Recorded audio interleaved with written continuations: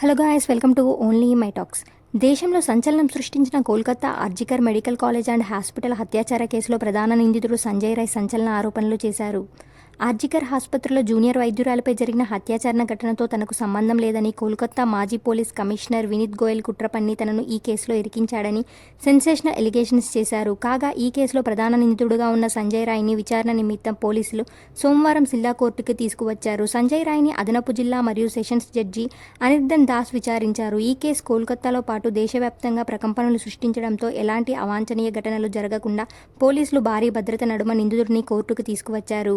Court hall తలుపులు మూసి నిందితుడిని విచారించారు. విచారణ ముగిసిన అనంతరం కోర్టు నుండి జైలుకి వ్యాన్లో తరలించారు.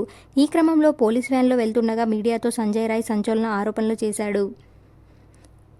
వినీత్ గోయల్ మొత్తం కుట్ర చేసి నన్ను ఈ కేసులో ఇరికించాడని నేను మీకు చెప్తున్నాను అని సంజయ్ రాయ్ వ్యాఖ్యానించాడు. కాగా ఆర్జికర్ మెడికల్ కాలేజ్లో జూనియర్ వైద్యురాలపై అత్యాచారం చేసి హత్య చేసిన కేసులో సంజయ్ రాయ్ని 2024 ఆగస్టు 10వ తేదీన పోలీసులు అరెస్ట్ చేసిన సంగతి తెలిసిందే. భారతీయ న్యాయ సంహితలోని సెక్షన్ 64 రేప్, సెక్షన్ 66, సెక్షన్ 103 కింద రాయ్పై కేసు నమోదు చేశారు.